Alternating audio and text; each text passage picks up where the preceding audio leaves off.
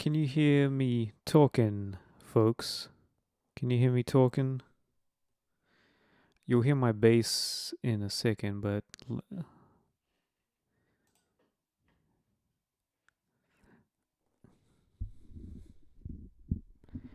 you can hear me talking. You hear me talking, but not bassing. All right, what's going on? Cause I run my sound through my my DAW, my DAW. So I'm trying to figure out what's going on here. So please bear with me, folks, and thank you for your patience. I can also run my sound a little differently too, but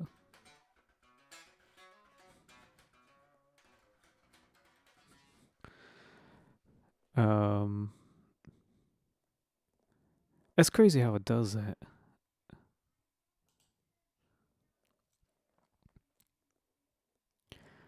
All right, I'm just trying to open my session here. What I can do is I can do this for now, since things on my end are not trying to behave. Can you all hear that? I guess you can hear that now, right? So that's not through my DAW. This is just direct. I guess in a way it's good to have a redundancy, but that's weird how it's doing that. But that's okay, because we're here and I can always fix a few things.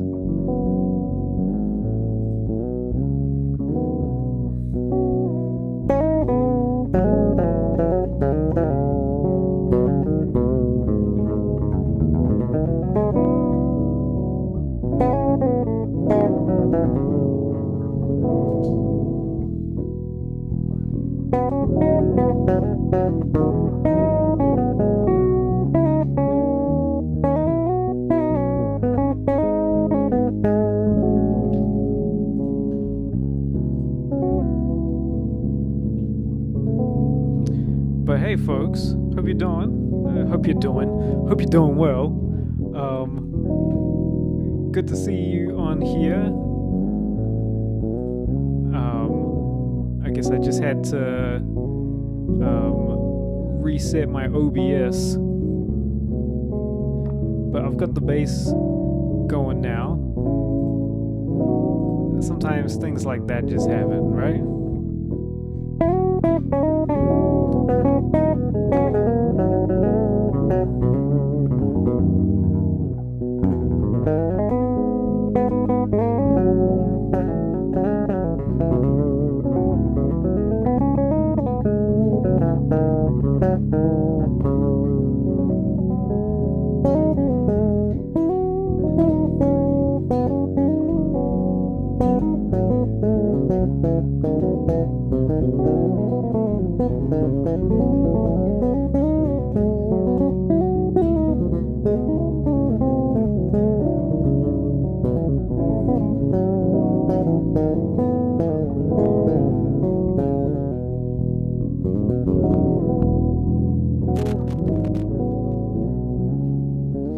Scratchy cables and all that. I'm like, nah, come on, man. It's all good.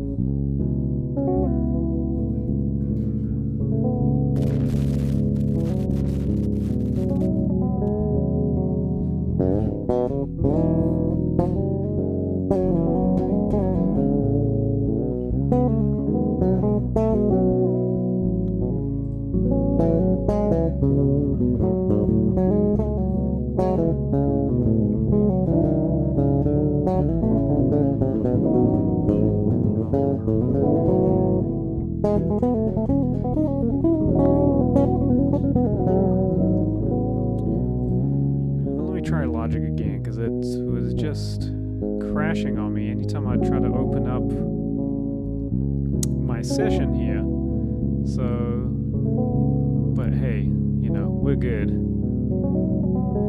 And the bass is panned to the right and the left. Yes, that is not supposed to happen. Try it now. Should be good now. Had like crazy stereo, right?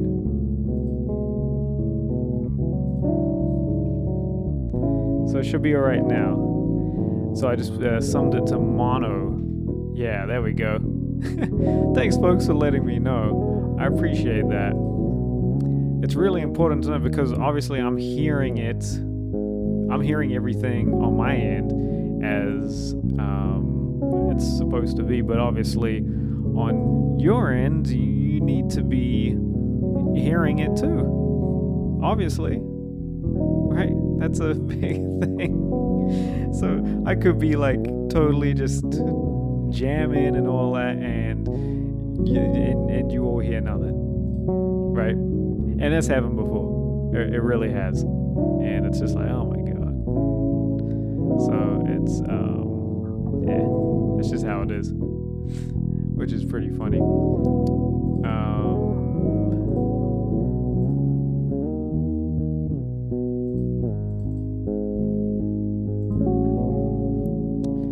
Let's see.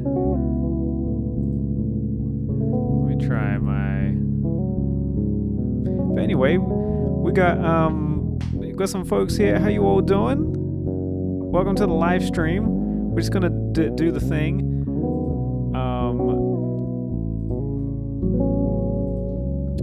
And if you got any questions about bass playing, whatever you got, pop it down in the chat. I'm just jamming along here and also trying to get my tech stuff under control and together, and somehow it's just not doing it for me for some reason, which is pretty interesting. But hey, we'll do our best, right? That's the thing. So I'm just gonna keep playing, and this is the Tuesday edition, so it's I tend to keep these ones a little shorter than the ones I do later in the week, but we'll just see how we go, right?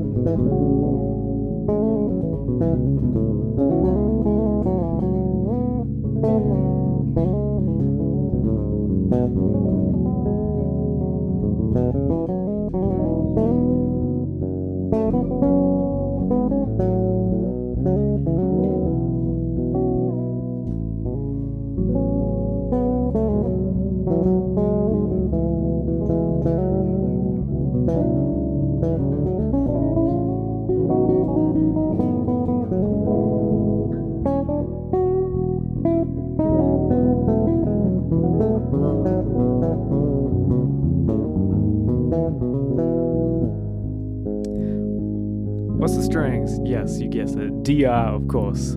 I wonder how you guessed that. So, yes, DR is my preference, and it's the high beams. The high beams are my go-tos. So I've got high beams on this bass, and then on the other basses as well, the 6 strings. On my older basses, I use the fat beams. Actually, the 5-string fretless uses fat beams right now. So yeah, that's what I use. I really like them, and I'm pretty set with them. And they're really cool. They're really easy to break in as well, and they sound great. And just have, and I was always a nickel wound player, But when I joined or had this opportunity to start playing DR, I was like, oh, well, let me try out the stainless steels. Let me try that. And I was instantly converted to playing stainless steels, because in my past experience with stainless steels, they were always like a little too mid-scooped and too textured and just a little too bright. But these just have the right amount of resistance, and they still have a nice warm punch that I really love. And so yeah, the high beams are stainless steel, and they're my favorite strings, so that's what I use. So there we go, DR for the win. And yes, Gil, I have tried the Dragon Skins, which are really cool as well. The Dragon Skin Plus, excellent strings as well. But definitely my go-to, the ones that I feel that really helps deliver the kind of sonic kind of tone vibe that I'm going for, is the high beams, and also just the feel as well. So that's what it is. So yeah, I've been really enjoying them. So Diova has got a question here, and let's see, what would be the ratio of the amount of transcribing plus memorizing versus coming up with your own lines via functional harmony? So intentional, if anyone can help with rephrasing. No, I totally understand. That's a great question. It's that's a really good question. So yeah, in terms of that ratio, and I think it definitely varies from player to player, right? So transcribing and memorizing is a big part of, in terms of like learning the language, right? That's just a huge part of the whole essence of just learning how things are done, right? And especially in terms of improvisation, and obviously in our case of playing bass, it's we can obviously, yes, learn from other bass players, but it's also important to learn from other instrumentalists. And so I'll tell you this, in terms of like the ratio. Now this is the hard thing about it, but I can tell you from like a quick kind of overview, as best as I can, of how you would do this. So essentially, if you look at it, okay, you're bringing in, like, say you're listening to a piece of music and you hear like a phrase that one of the instrumentalists does. In this case, let's just say the bass player, maybe they're playing some sort of fill or whatever, and you're like, oh wow, that's cool. So we bring in this new idea that we've heard, right? It's not our idea, but it's new to us, right? So it's a new idea or concept, and this is part of the transcription, right? Imitation, whether it's, you're going back and you're listening to it and trying to figure it out, and this couldn't be from anywhere, essentially, where you learn something, right? It could be, from what you heard. It could be from a lesson that you took from someone. It could be from a piece of music that you read from, right? But you're gathering in information that's a new idea and a concept, and then from there, then you want to get into like, okay, the intellectual understanding of it. So thought and knowledge, right? Yes, memorizing how it goes, right? Getting it in your head, understanding the theory behind it. Okay, so what is it using certain parts of a mode, like if it's being, when it's being played over a series of chord changes, or even just on a static chord? How does it relate to the chord that is being played, right?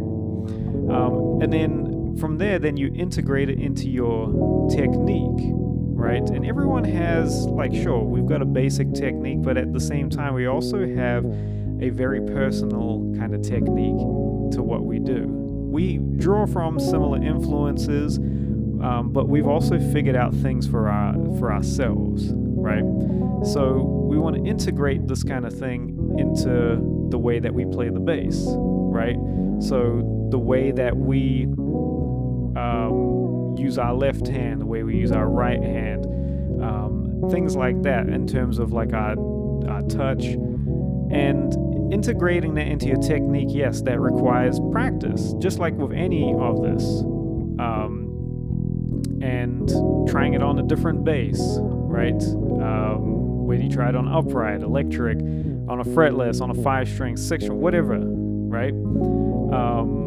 And then from there, okay, now we want to get into the emotional kind of side of it, the intention, right? Once you've kind of got this into your technique, you understand the intellectual part of it, right? We want to actually put some meaning into it. How do you play something like this? So say, for example, if we take something like the lick, right? Right?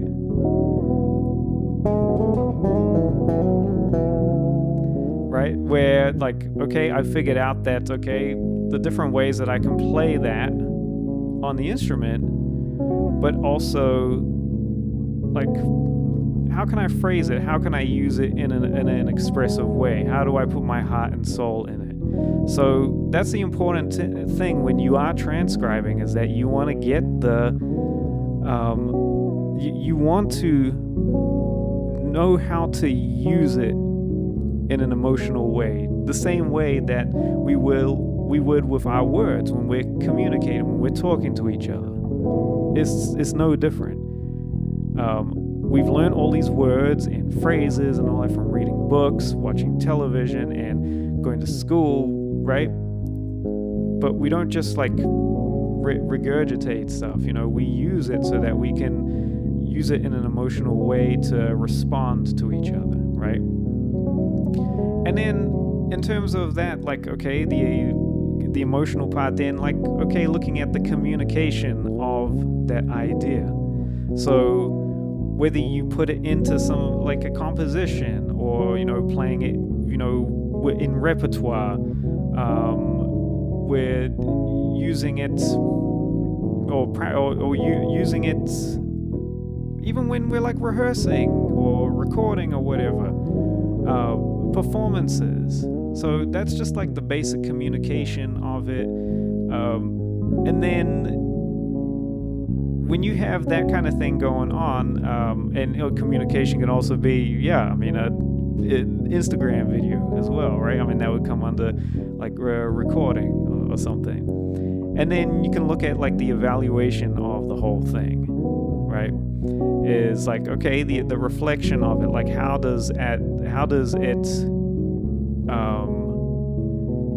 do I identify with what I just played? So I took this idea that I heard from somewhere, I've kind of picked it apart, figured out how it works, the different ways I can play it, and how to kind of make it my own, and then how do I communicate that in an emotional way, right? You're evaluating these things. Now, this might sound like a very heady kind of process, but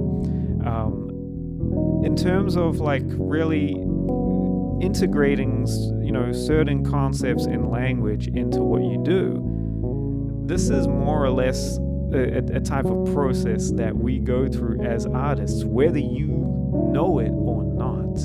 That's the thing. But this is kind of a basic thing that happens when we learn something, when when we get inspiration and when we try out and integrate on our instrument and develop on our instrument. It's a really important thing. This is a thing that happens. And it's quite an interesting thing. But just remember, when you're transcribing something, so, if you transcribe like a whole, the whole solo of like John Coltrane's Giant Step solo or whatever, like that's great. You're playing something that is very, advanced, right? It's very complex, but make sure that you understand what it is that you're playing. And then also understand that when you play a transcription of someone's solo, that was something majority of the time that was played in real time on the spot with intent. So sometimes when playing a transcription, that can be difficult to recreate that, because obviously that was something that happened in that moment right then. The player, the artist did that on the spot, whatever they were, whatever their intention was at that time, right? And so we can learn from that. We can learn how it was done. How did they communicate that in an emotional way? How can I do that for any of my solos? And using these transcriptions as a guide, that is the lesson right there. And so I always encourage you, transcribe stuff, but also make it your own as well. Like really, take it where you want it to go. That's the whole part of it. Don't just regurgitate it and thinking that, okay, I've just learned the solo, that you're instantly going to be a better soloist or improviser when you go on your next gig. It doesn't work like that. You got to know how to actually communicate those ideas, right? That's the whole thing.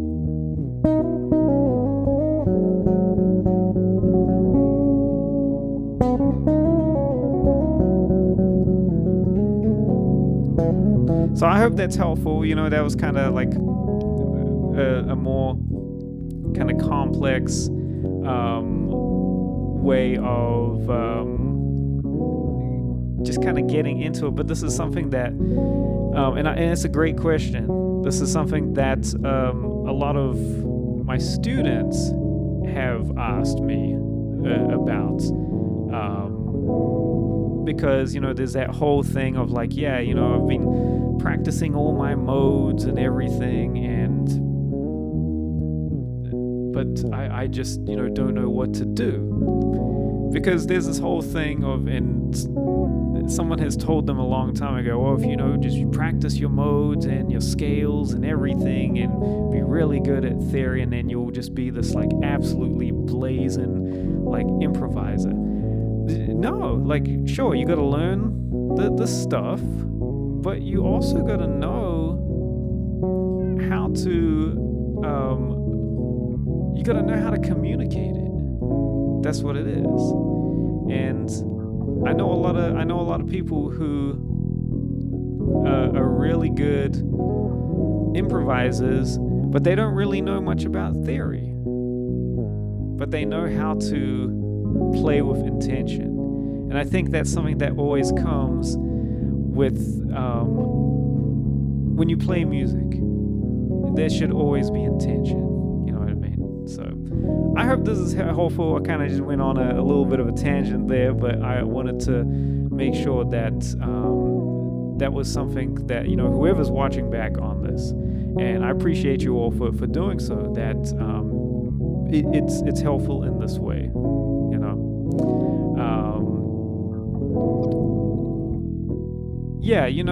And you're right, making it your own, it is a byproduct of memorizing it and your brain processing. Yeah, absolutely. That's the thing. It's always going to be the case. Whenever I play Havana, right, the great tune Havana, written by Jaco,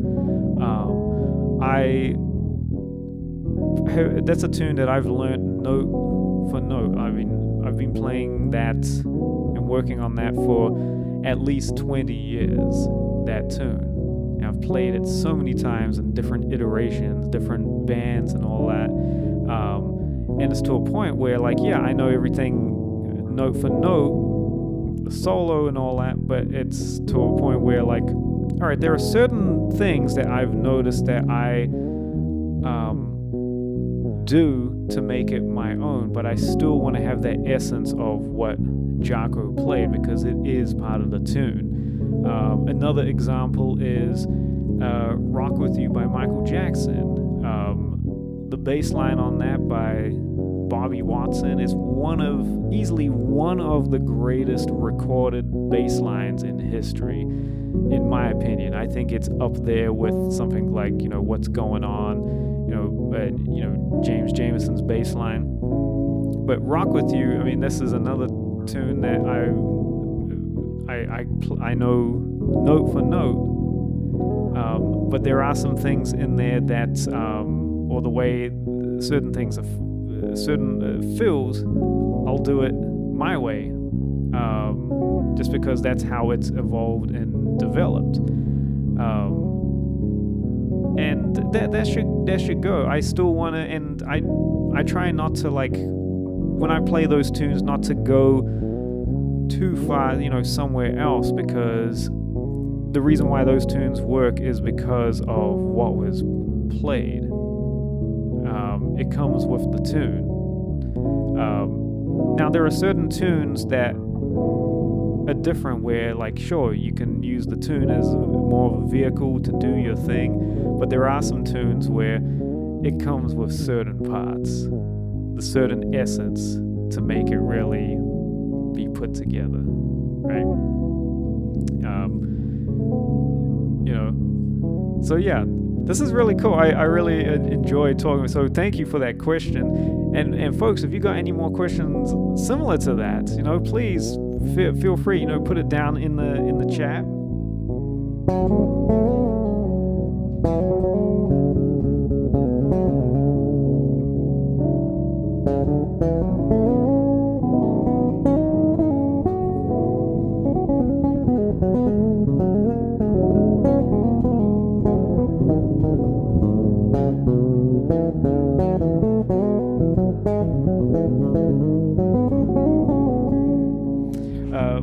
Livestream was asking, have you ever tried Caribbean music, so soca or reggae? I mean, look, I've played a lot of reggae music, but in terms of soca, no, not so much. Here in New Zealand, reggae music is pretty popular, and I grew up playing quite a bit of it. I didn't play a whole lot when I moved to Los Angeles. Or Caribbean music for that matter. I was definitely focused more on the jazz, like R&B kind of side of things. But I mean, it's some deep music, man. I mean, it really is. It's heavy, and I think it has also some of the greatest bass parts and bass lines in there. So melodic and just such a, just the whole overall, that deep kind of vibe. I think it's important for any bassist to know how to play reggae and soca. I think it's really important because it is a different mindset, and it's just like with playing jazz or playing R&B, playing Latin music. There's a tradition in playing it, and so I think it is, especially if you're a bassist, you're wanting to kind of branch out and understand how to play different types of music. If you haven't come across Caribbean music, here is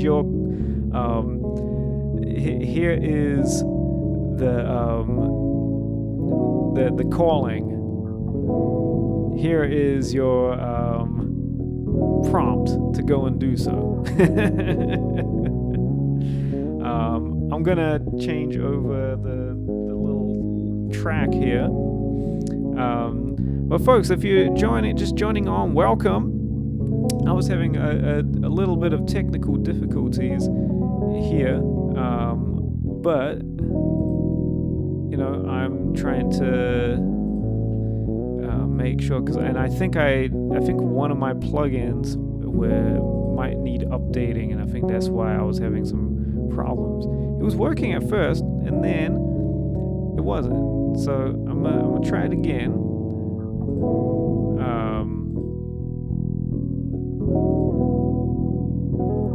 Let's see, because I had the last few live streams I've been using Logic, the DAW. I've been using the plugins, the sound for my live stream sound, and it was great. It was really awesome. And it's like, no, it doesn't want to work. So yeah, it might be. I just might need to. I might need to re-download something real quick, which is all good. Let's see.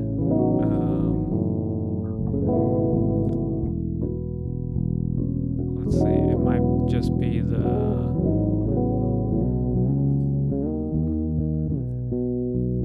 Complete Access Hub. Yeah, it might be that.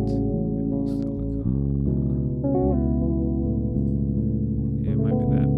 But while I'm getting this going, I do feel that it's really important to actually just acknowledge this. Whether you all know who I'm talking about or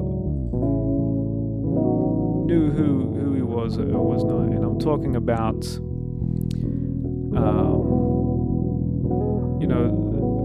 I'm talking about Ryan Porter, trombone player who we just lost the other day. And the reason why I'm bringing this up is because this was someone who, and again, whether you know who I'm talking about or not, or you knew him or not, this was someone who was a huge part of the Los Angeles music scene. Someone who was,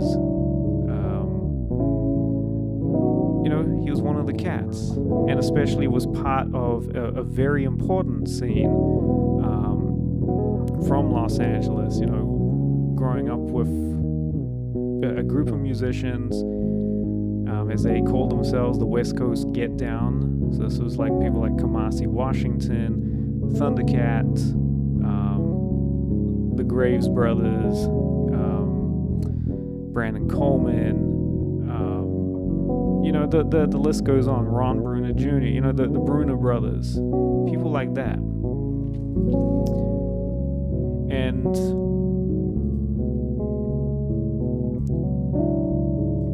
for me, this was. I'll just tell you my experience with him, because it was definitely just a big part of like how much of a wonderful person and an incredible musician he really was. So Ryan, as they call him, Ryan Papa Porter.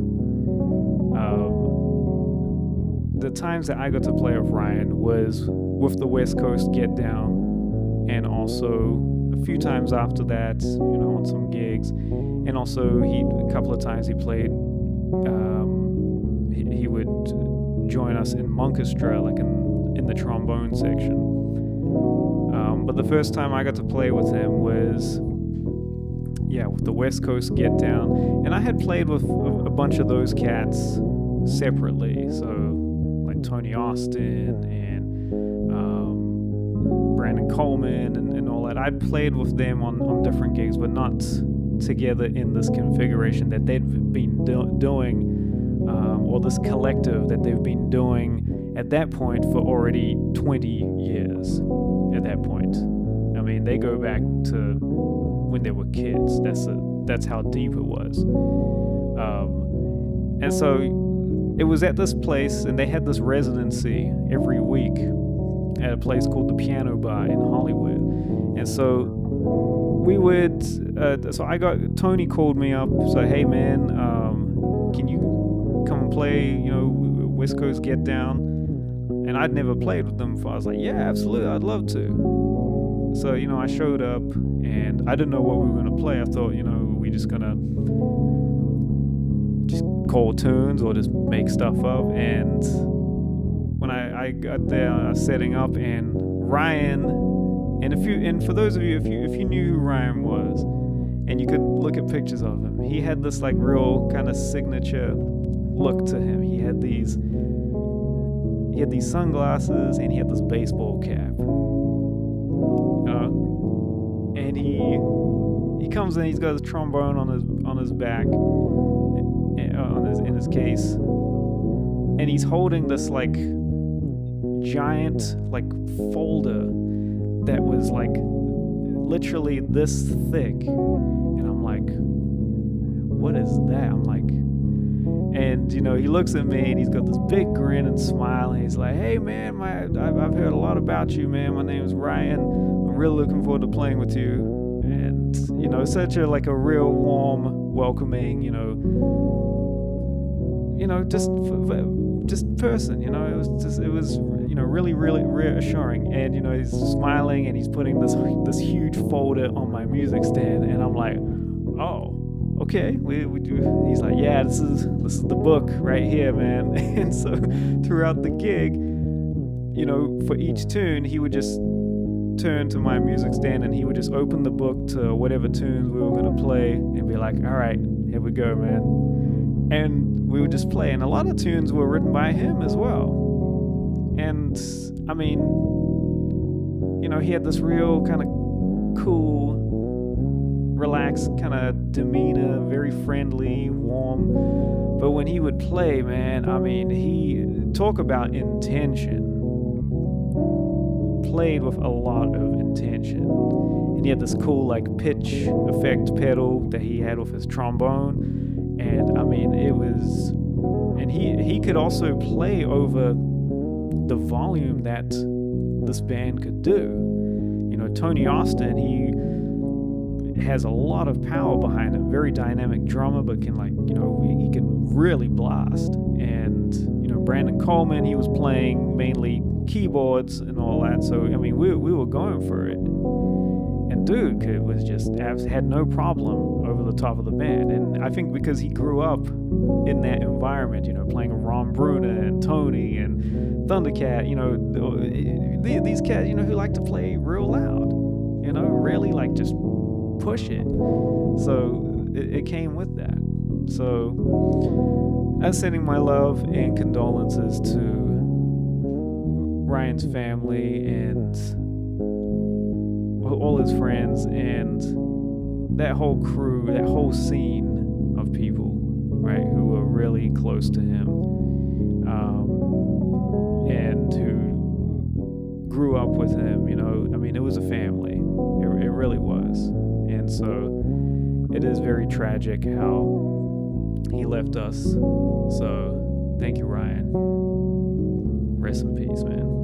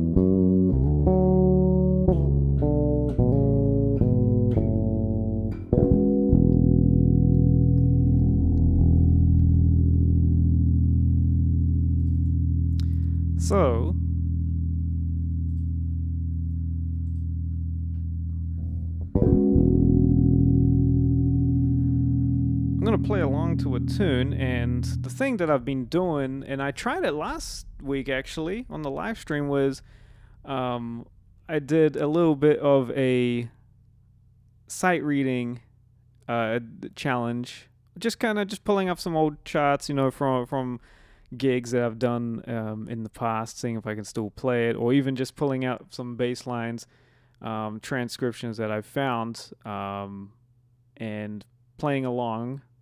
And also, I've been able to share my screen of the chart so that you can all see it. So what I'm gonna do is I'm gonna play. And I've heard this tune many times. Obviously, this is a classic tune, but I've never played it before. So I'm gonna give it a go. And while I'm doing this, I'm doing this all at the same time because I also want my Logic to work probably, so I can use the sounds on it. But I'm gonna get the chart. So I'm gonna play this Anita Baker tune. It's her hit, her classic. What's going on here? Close that window. Sweet Love, which of course is the bassist on that is the great Freddie Washington, right? Playing a absolutely incredible bass part on here. And I know that there was a video that or like an interview of him like sometime last year for, was it Vertex Effects or something? I think so.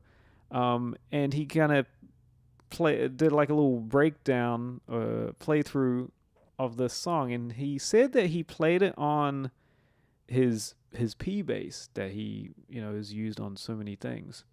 But, and look, I don't want to, because obviously he was the guy on the session, he played it, but when you listen to the track, it sounds like he's playing his Ken Smith bass on it. So it's very possible that he might have done a take on the P bass, but then maybe and then did a take on the Ken Smith, and they used the Ken Smith take. It's very possible that happened. But when you listen, it has that very signature. It doesn't sound like a P bass. It has that typical Ken Smith kind of upper mid range sound.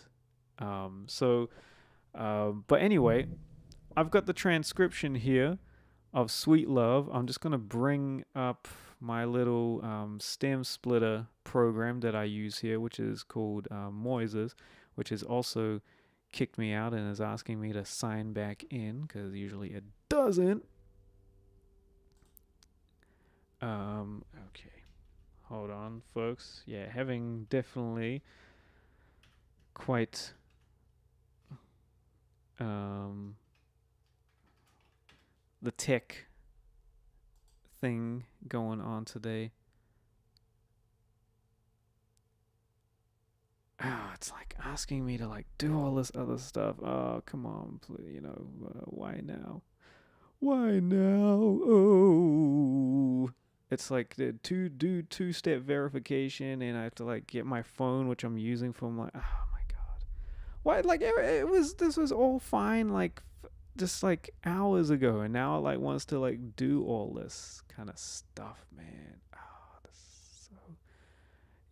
Hey, I'm just grateful that I get to do this. All right. Sometimes, you get some things that just frustrate you, but what can you do? Right? What can you do? That's the thing. I'm just grateful to be able to do this, and that's okay. That's all right. We're here. And I might be able to do Logic again, and I can use the stem splitter on that. So that's always the option, right? So let me just see what's going on here. Let me see what's going on in the chat. Oh, and the reverb is still on. So how many? There's been quite a few cats who have got the Ibanez MDM or the new mode basses. How many of you on here have got yourself a mode bass? Because I've been, at least every week I get a few messages or DMs or comments saying that they got a mode bass. Thanks to me. It's all my fault. So who's got one?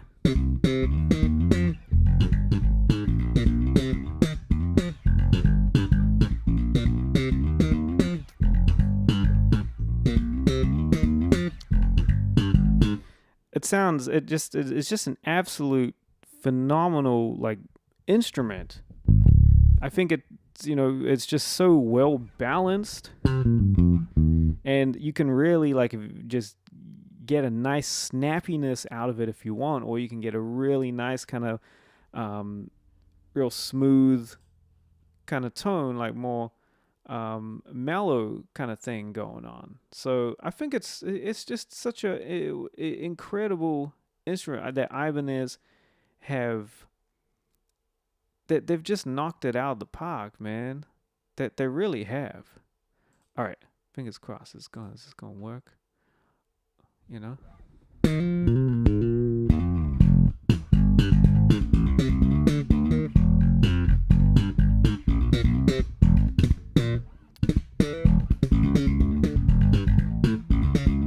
Because I really want to play along to this tune as well.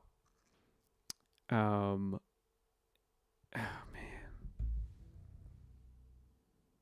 No, it's not gonna do it. It's just gonna it's because of this one plugin, man. So I tell you what I can do though, because I'm trying to open my session. I'm just gonna do a new one. I'm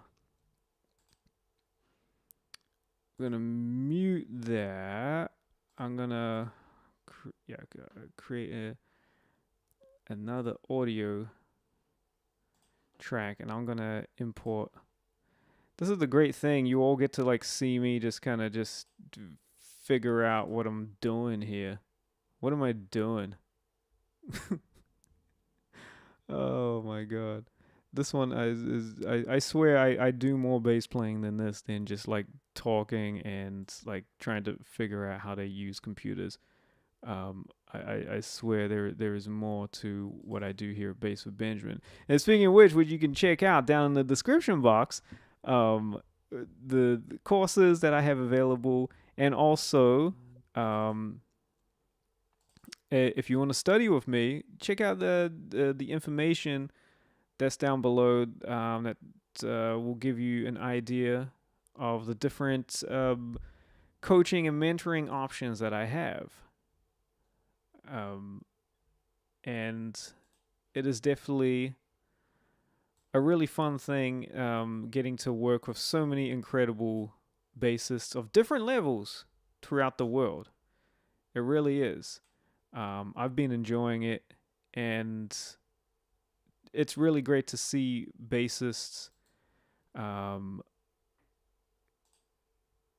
just develop, and to guide them and to give them feedback, and just to see how passionate they are. So if this is something that, you're thinking oh, hey man, I really could use with some guidance. I could use with some mentoring. I could use with the occasional pep talk when needed, and I could use with some regular feedback. Then check out my coaching and mentoring options down below, because that's what this is all about.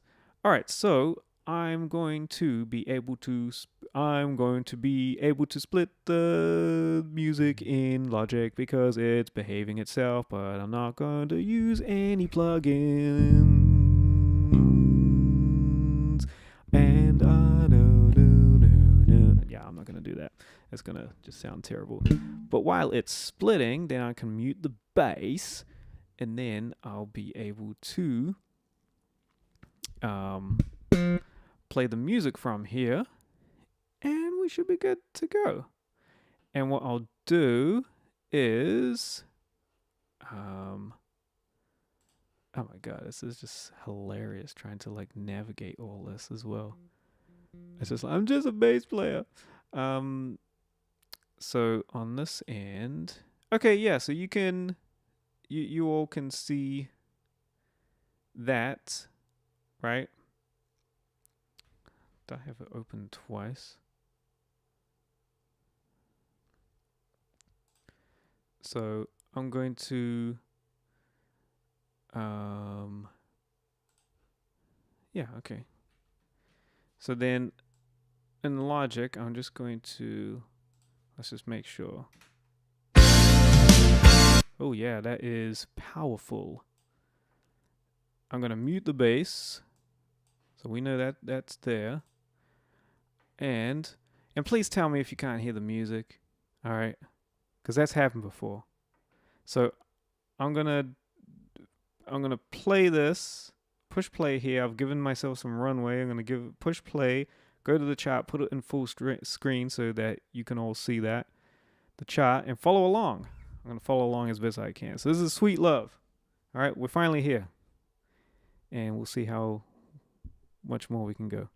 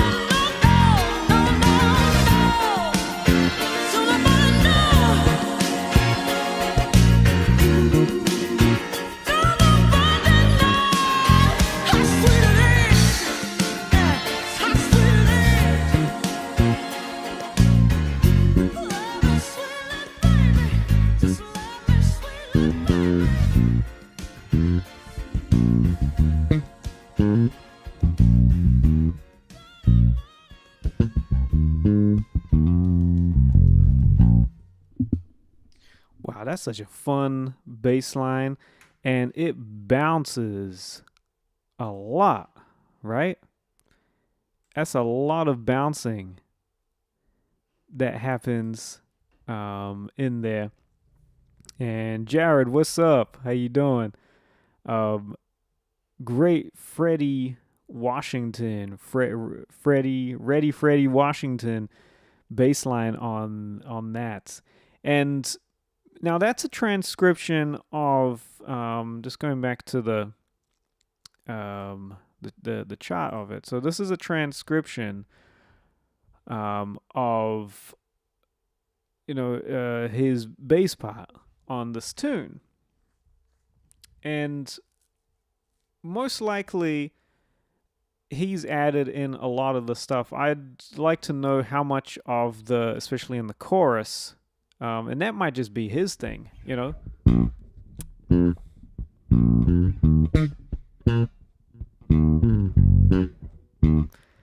like that right there. That's a really nice one where, like, yeah, the chord goes to G flat major 7, but he still implies this E flat in there as if it's still an E flat minor 7 chord, because obviously the G flat major 7 is going to be the relative major to that, right? So it's really cool. Such a absolutely wonderful bass line transcription, and such a great tune. Just such a classic, legendary tune. Just feels so good to play. Now there is another tune that I got a transcription of that I do want to play, and I just have to load the track into it. Let's close this window. It's actually a Gino Vanelli tune, and I've never played any Gino Vanelli tunes before, and I gotta get the track here. But this is from the album, his classic album called Brother to Brother, which is just from the 1978, which is just an absolutely phenomenal album. Has bases like Jimmy Haslip is on it, Neil Steubenhaus, and it's just an absolutely, I think, was it called? I just want to, yeah, just a absolutely just phenomenal. It's this whole kind of pop R&B, but also like kind of like fusion kind of thing going on, which is it's just so cool. So it's definitely a lot of elements kind of for everyone in a way when you think about it, especially the tune Brother to Brother, which has some absolutely like phenomenal bass work by Jimmy Haslip on there, who is just one of the greatest bassists. Huge inspiration for me. He's one of my favorite bassists ever. And I mean, the first time I really got into him was with the Yellow Jackets, who he was a founding member of. But his just whole approach to playing is just absolutely just phenomenal. Like the elements and the influences that he's channeling. Like there's definitely a lot of he's got a lot of old school R&B in his playing. So there's a lot of Jameson. There's a lot of Chuck Rainey in there. There's a lot of Rocco Prestia in his playing, but then also you can hear the influences of Stanley Clarke and Jaco and Alfonso Johnson in his playing too, and even a bit of John Patitucci as well. I can definitely hear that, especially when he started playing the 6-string bass. There's a lot of that going on. So he's just one of the greats. So get this tune going here, because I gotta do the stem split of it as well, which is all good. Where's my little folder that I got going on here? And everything's in. Okay, so yeah. I gotta drag this in. It's really cool. I will say though, it is really cool how you can do things like this where you can take the original, you can take a tune and you can mute the bass, because it's such a great practice tool. It allows you to really blend in and forces you to blend in. And if you want to know, and I'll tell you this, over the course of my career, and I've even done this as well. I've played with some of the greatest musicians, especially in my case. The chance to play with some of the greatest drummers in the world. People like Peter Erskine and Dave Weckl, Steve Smith. These kinds of musicians, Terry on Gully. It's like a whole list. Gene Coy, like Kendrick Scott. And people ask, what's it like playing with such and such, and my answer always is, well, it's just like playing. It's really you're playing with a very a very qualified and original musician. That's what it is. But there's always that thing, where you want to experience, what is it like to play with such and such. And doing something like this, it allows you to do that. What's it like to play with Jeff Porcaro? What's it like to play with Tony Williams? What's it like to play with Dennis James, or whoever you want? Where you can cut out the bass and you play along, you get in there. What's it like to play with Richard T? Or what's it, like things like that.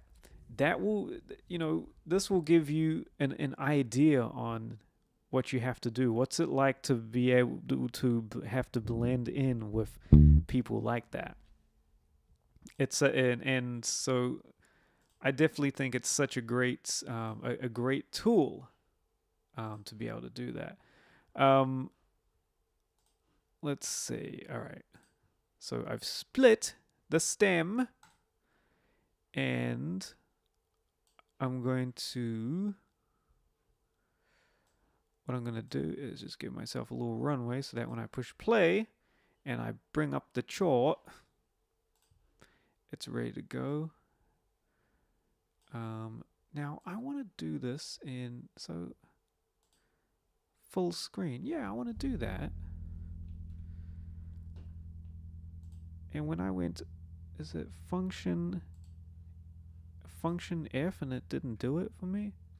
Yeah, it's not doing it. What if I do? No, is it that? No, what is it? All right, whatever. I'll just go into there. All right.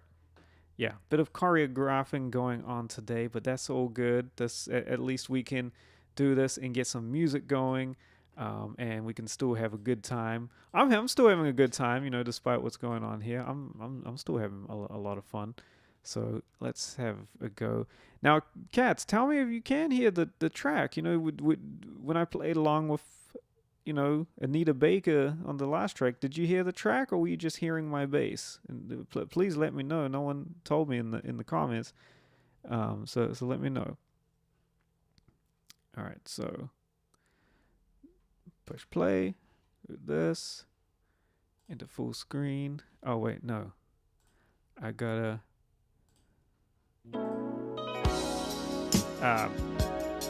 messed it up because you all need to see.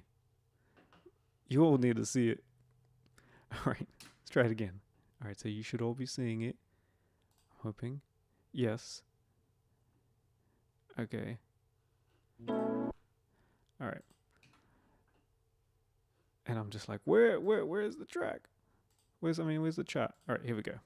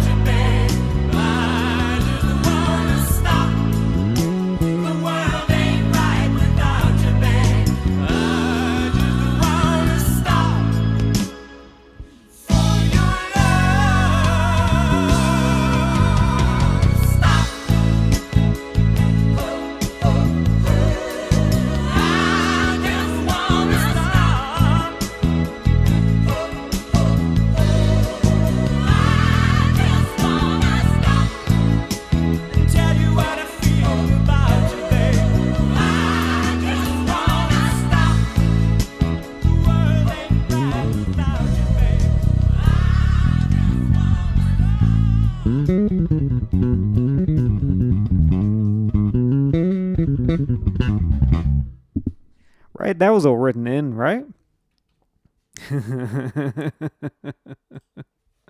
I've never played that tune before. I've probably only heard it once ever. When I listened. No, I've heard that a few times. When I would listen to the album, but I didn't really pay attention to this tune so much. So just kind of it's fun, just being having the challenge of just sight reading through it, you know, um, and just having to took you back with that one. You grew up on that one. That's not in the song.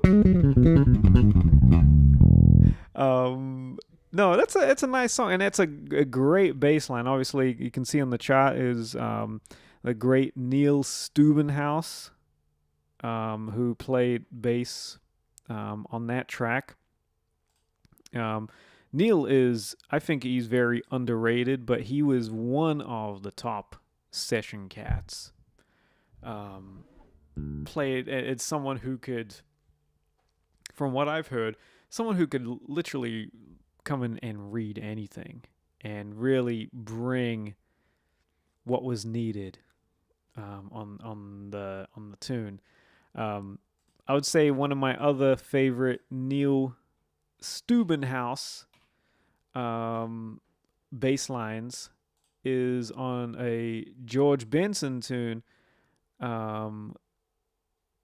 Yeah, it's on a George Benson tune. I'm gonna throw it up on here. Not literally throw up. I don't mean that. I'm gonna pull it up on here. As a George Benson tune called "Never Give Up on a Good Thing." Just plays such an incredible, funky, melodic bass line. Really incredible. So I'm gonna bring this one up. What is it? Where is it? Never give up. Never give up on a good thing. Is what you got. Oh no. Whatever the words are. I'm a huge George Benson fan. That's another one that I grew up on for sure. For sure. I totally grew up on Benson.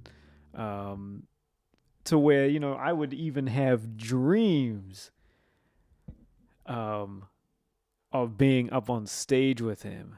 Like, not daydreams, like I would literally be like when I'm asleep, I'd literally have dreams of playing in on stage with him.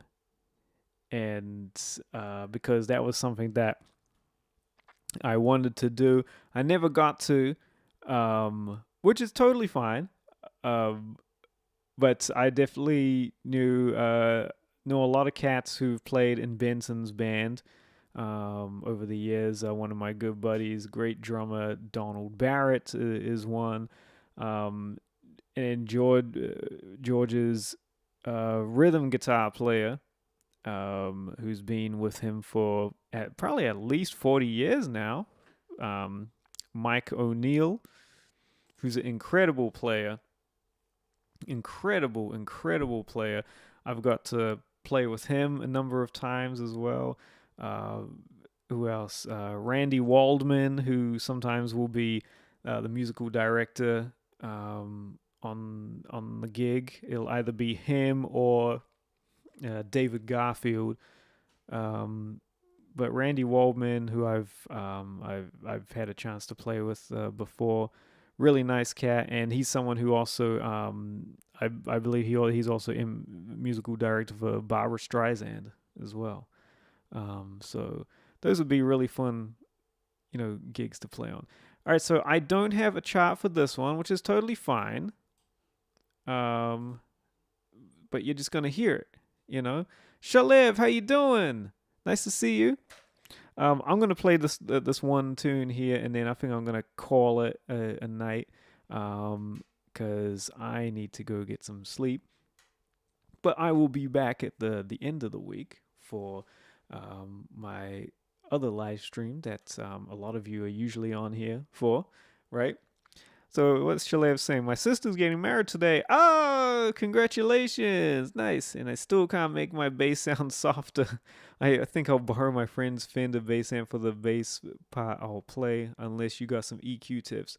I do only own dark glass and Ampeg amps. Yeah, I would use the dark glass. Sometimes with the Ampeg, and look, I could totally be wrong, but my experience with the Ampeg is that, they're designed to be a long throw.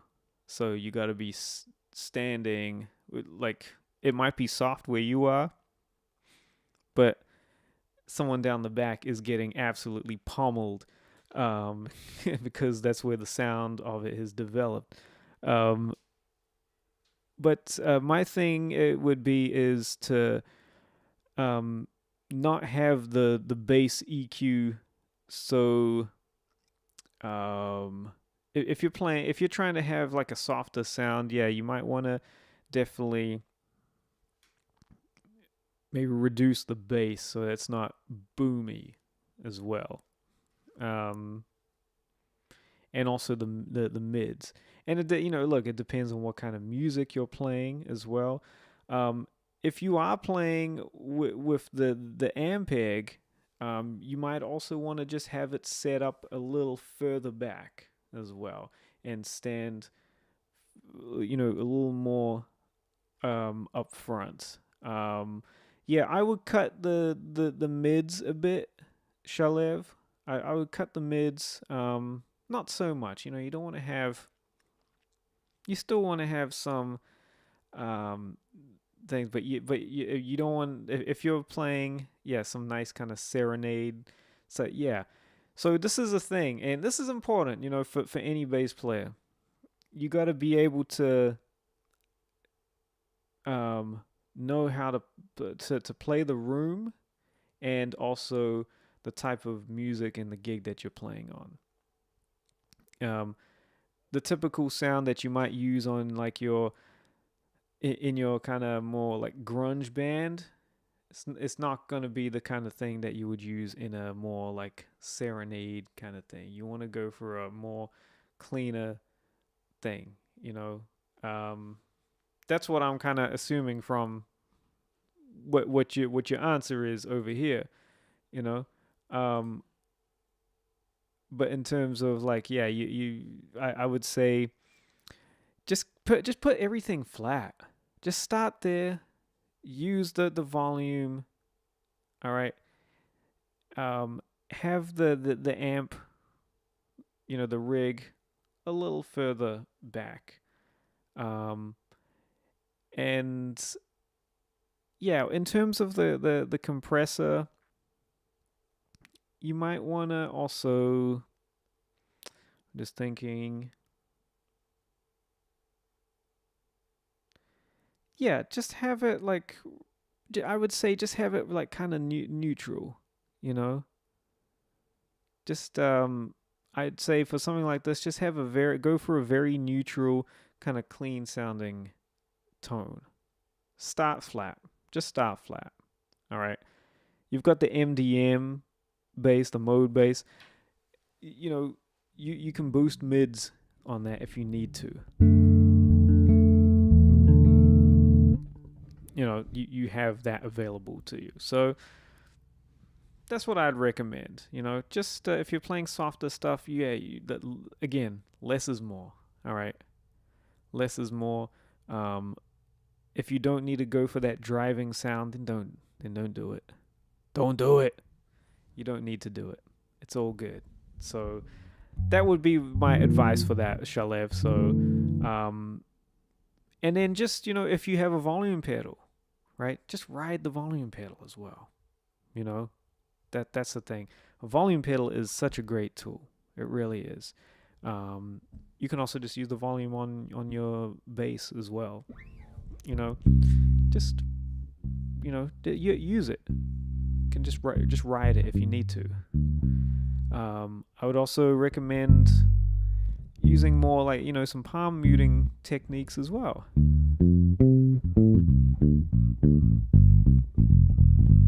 yeah, use the volume pedal on there. Yeah. That way, yeah, and use it as if, like a accelerator in your car.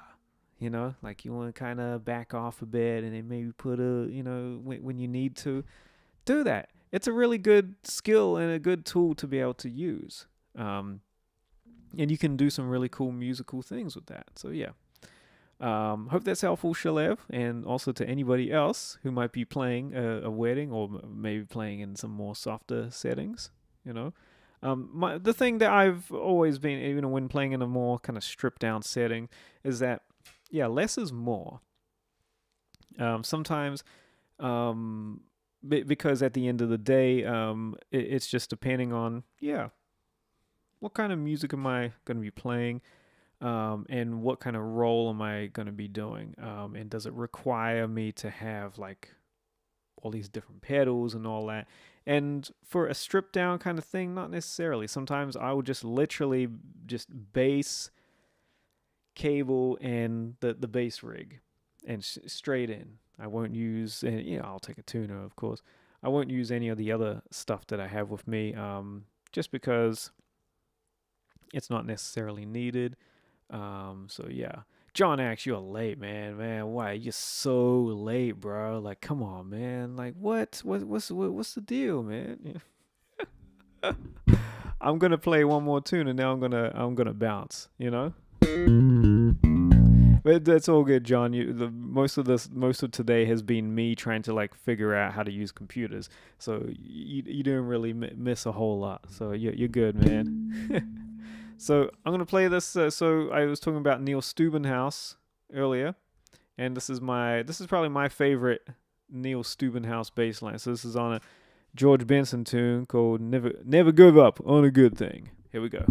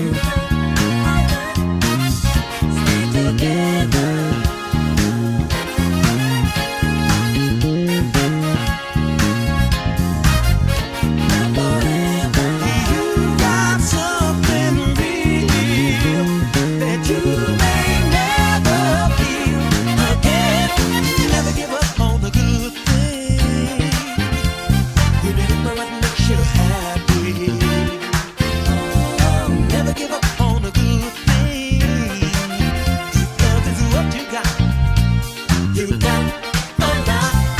Don't give up your good thing. Don't give it up. Hold on. Oh, don't give up your good thing. Be strong. Hold on. Don't live it up. Don't give it up. Never give up on a good thing. Remember what makes you happy. Oh, never give up on a good thing. Because it's what you got. You got a lot. Never give up on a good thing. Remember what makes you happy. Oh, never give up on a good thing. Love is what you got. You got a lot. Never give up on a good thing. Remember what makes you happy. That's such a fun bass line. It's deceptively tricky. Now, I'm guessing that Neil Steubenhouse, that was all him that came up with that. And most likely, I mean, this was Quincy who was producing that and probably said, yeah, go for something, let's have a little more bounce in it, movement. And that's what, as a session bassist, especially back then, that's what you had to do. You had to come in on a session and you had to have this arranging sensibility when you played on a track. And when you're coming into a session, you're coming in blind. These players, they didn't know what they're going to play. All they knew was that, okay, I got to be at this studio by this time. And so Quincy is producing it, or whoever, and I got to show up and, it's going to be for such and such, but we don't know what the tune is. And so you have to come in with that. And because they were doing so many of these types of sessions, it was a regular thing. It was just part of the job. So coming in and having to come up with these kinds of bass lines or these kinds of guitar parts or drum grooves, that was part of the job. Not everything is being dictated to you. So it would be a thing of like, okay, the songwriter or whatever has this kind of sketch or shell of an idea of a tune, that they kind of just hash out on the piano and sing the melody line. And they're like, okay, let's give it a go. What if we did with this groove, or we did this?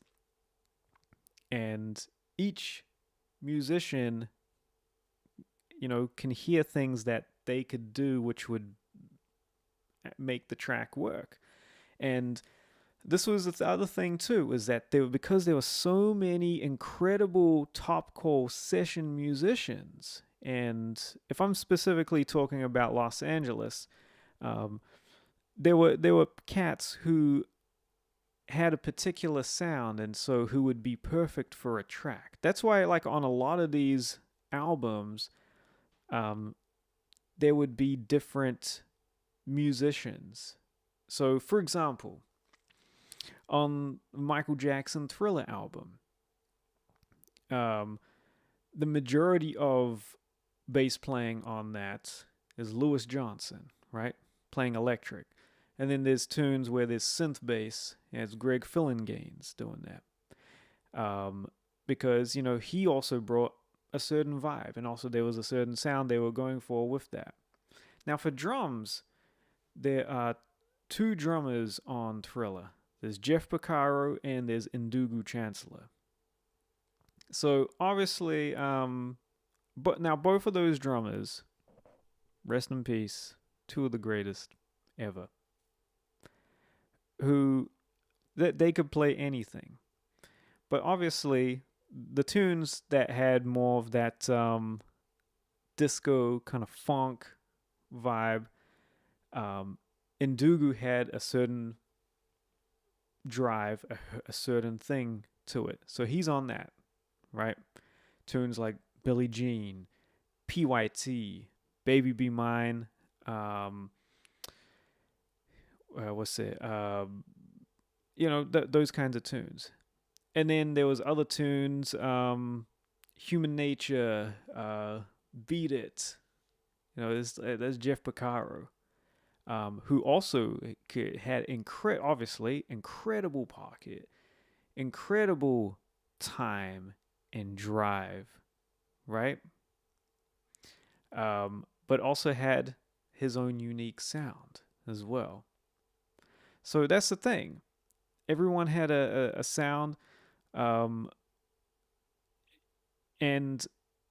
when you were needed for something, there was a sound that you brought, and somebody wanted that, they would call you. That's what it was. Oh yeah, get such and such to come on because they got that thing. Okay, get on that track. Let's use that. What a time. What a time it was. So, and what is really cool is that obviously this music is available for us to listen to and to analyze and to really hear that, like, wow, this was the craft, this was the standard, and it was high. It was really high. It's beautiful. So anyway, folks, that's it for me, for tonight, or wherever you are in the world. Don't forget to like and subscribe. I appreciate it. And also, don't forget to check out the stuff down in the description box of this video, and anything I can do to help you with your bass playing. That's what I'm here to do. And thank you again. Thanks also for putting up with me with my small technical difficulties that I had at the beginning. But we made it. We figured it out. And I'm glad that I have, a redundancy to be able to still do something, and it's not just a one thing of like, okay, if that doesn't work, then the whole thing doesn't work. Nah, it's not how I operate. It's all, and also same thing for you. Make sure you take an extra cable, take extra batteries, take extra strings, right? Some even say take another bass with you. Some say take another amp, take another car with you. Look, there's only so much that you can do. But at the end of the day, we do the best that we can. We really can. But the small things that you can, help, that, and you might not need it, just make sure you have it there in case you do, right? Because you might find that, like, hey, I really needed that extra cable. Oh yeah, glad I had that battery. It's been a thing for me where in LA, I used to have an extra pair of drumsticks in my car. That was important. I used to also have an extra hi-hat clutch. That's important. Now, I was thinking of, do I need to bring get myself an extra, or get a bass drum pedal? I thought about it. I was thinking, okay, now it's just getting a little too far. But at least, with the drumsticks, drummer forgets their sticks. And it has happened before. They have had to use those drumsticks, as long as I get them back at the end. Hey, look, John, this is the thing. You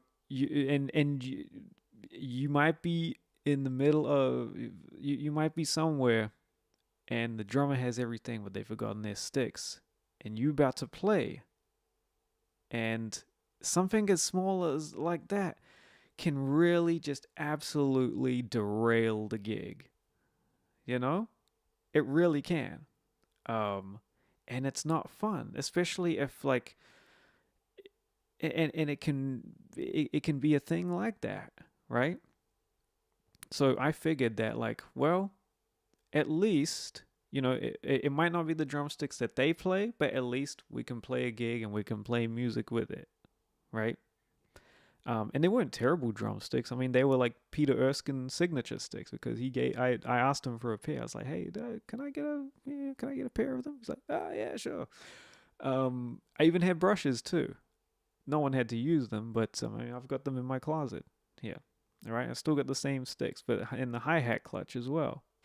Because that's the thing. The hi-hat doesn't work. I don't want to play along to a partially like kind of hi-hat, especially if we're trying to play like grooves and all that. Nah, it needs to have the hi-hat needs to be tight, needs to be closed, right? So this was also to ensure that like I could have a great musical experience as well, right? Because everything else on the gig could be like absolutely just right, and it only takes that one thing for it to just be like, nah, right? So that's what I did. And a lot of some of the drummers who have called me like beforehand, or we get to the gig and they're like, oh, you don't happen to have, oh man, I don't have, and I got you. But as soon as the gig finishes, I'm taking those sticks back. Anyway, I'm out of here. All right, folks. Great to see you. Take care. I'll see you again soon.